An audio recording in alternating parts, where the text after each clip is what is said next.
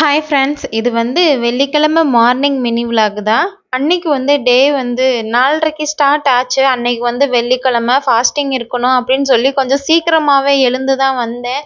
ஆனால் என்னாச்சுன்னா அன்னைக்கு தண்ணியே இல்லை ஃப்ரெண்ட்ஸ். தண்ணி எப்படி தீர்ந்ததும் தெரியல.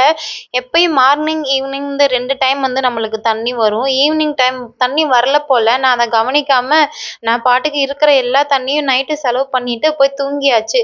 மார்னிங் பார்க்கும்போது தான் தெரியுது தண்ணி இல்லை. அதுக்கப்புறம் எப்பயும் ஒரு பக்கெட்டில் தண்ணி பிடிச்சி வச்சுருப்பேன். அந்த ஒரு பக்கெட் தண்ணி வச்சு அப்புறம் தேவக்குட்டியெல்லாம் ஸ்கூலுக்கு ரெடி பண்ணி அனுப்பியாச்சு. சாப்பாடு அன்னைக்கு ரவை தான் பண்ணியிருந்தேன். ரவை உப்புமா பண்ணலாம் சொல்லி ரெடி பண்ணேன்.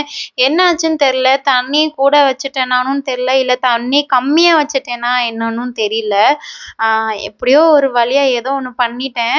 கடைசியில் அது கொஞ்சம் கேசரி டைப்பில் வந்துருச்சு. அது நான் எப்போவுமே ரவை நானும் நிறைய டைம் பண்ணியிருக்கேன். எனக்கு கொஞ்சம் அந்த உதிரி உதிரியாகவே வரமாட்டுது. எப்போ பார்த்தாலும் அந்த கேசரி மாதிரியே வந்துடுது. அன்னைக்கு தேவ்குட்டிக்கு அதுதான் பண்ணி கொடுத்துருந்தேன். தேவுக்கு கொஞ்சம் நெய் ஸ்மெல்லோட கொஞ்சம் ஸ்வீட்டாக இருந்துச்சுன்னா அவன் கொஞ்சம் நல்லா விரும்பி சாப்பிடும்.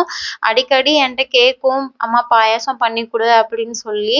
நான் இதை தான் அவனை பாயாசம் அப்படின்னு சொல்லி வச்சுருக்கேன். அவனுக்கு ரெடி பண்ணி அவனை ஸ்கூலுக்கு அனுப்பிட்டு அதுக்கப்புறம் ஒரு 8:30க்கெல்லாம் தண்ணி வந்துருச்சு. வந்ததுக்கப்புறம் வாசல் எல்லாம் தெளித்து கோலம் போட்டாச்சு.